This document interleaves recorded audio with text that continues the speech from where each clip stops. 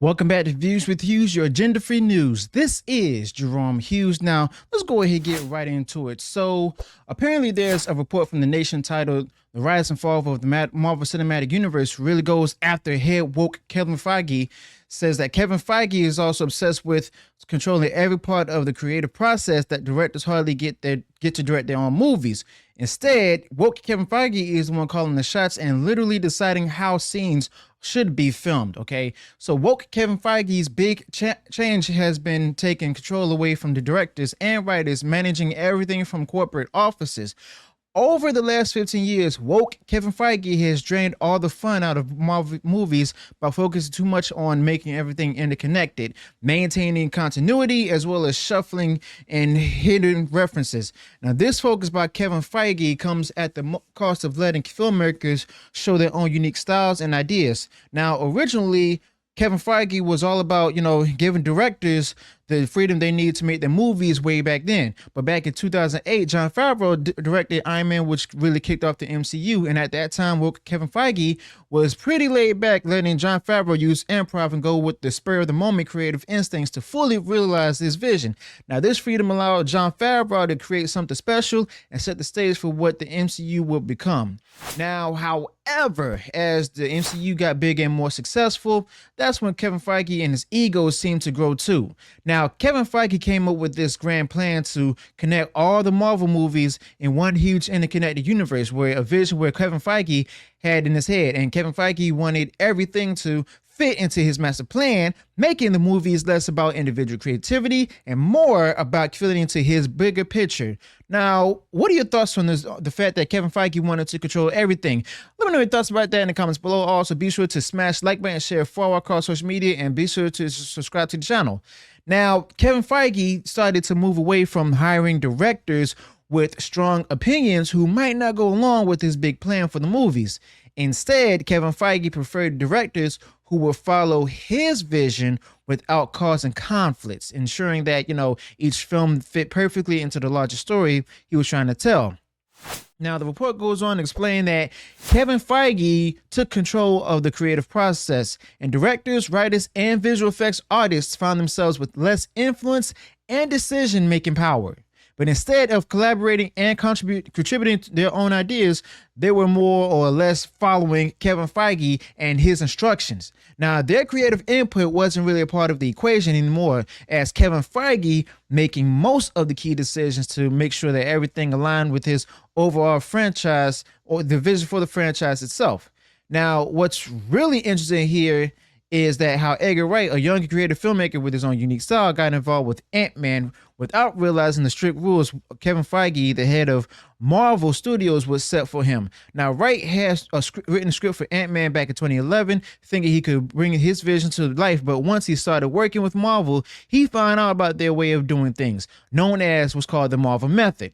Now, this approach meant that he had to follow a lot of the guidelines and couldn't have as much creative freedom as he expected. And it didn't take him for long for him to realize what he had signed up for.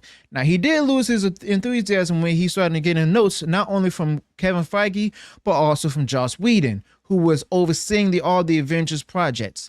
Now, on top of that, he had to deal with feedback from a board of toy and comic book executives at Marvel's main office in New York.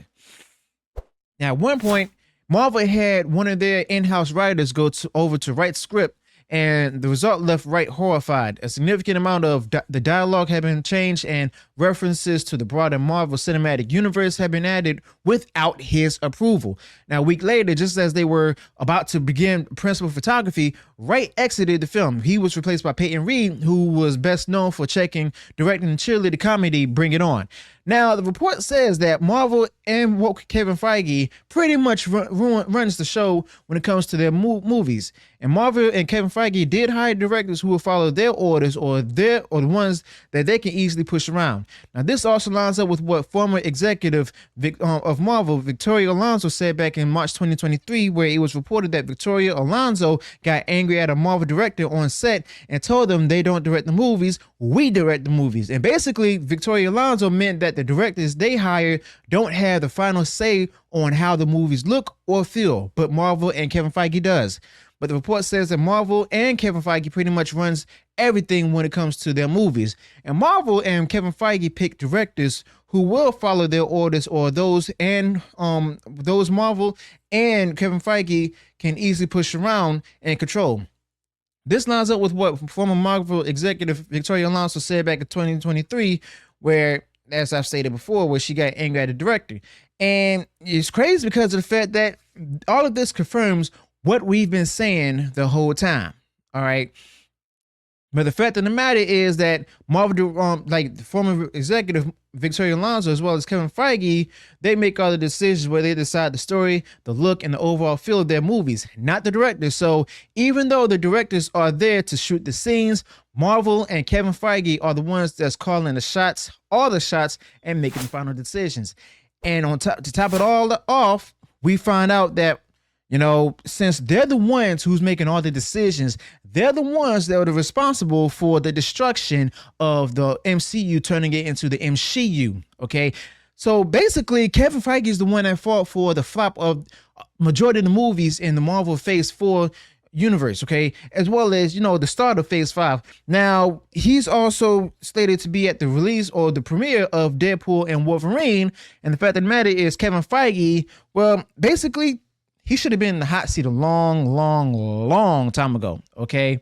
And with that being said, Kevin Feige, he's responsible not only with all the failures, but also some of the success and stuff from the beginning. But then we see where Kevin Feige really turned into like the kind of Kevin Feige we see today, where Kevin Feige, you know, like he was aloof with the woke ideology in the first 3 Marvel phases and stuff.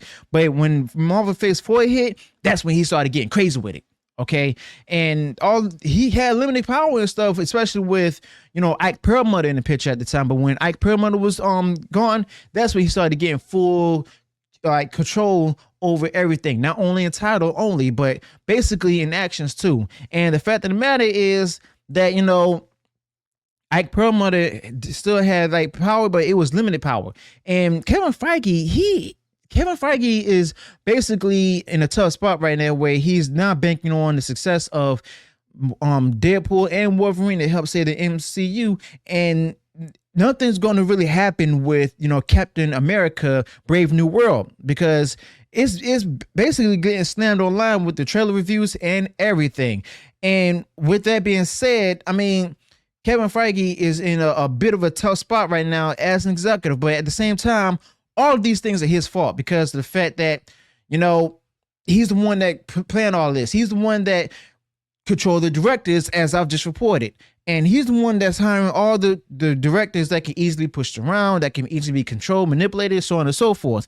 And the fact of the matter is, it's all Kevin Feige's fault. So let me know your thoughts about this in the comments below. Also, be sure to include any additional details you might have or thoughts you might have this particular topic. If you enjoyed what I shared in this video, go ahead, smash the like button, share far wide across social media. So, and if you haven't done so already and you enjoyed all the content that I put out there, go ahead, subscribe to the channel, click the bell notification so that way you're notified of future uploads and updates. Until then, peace.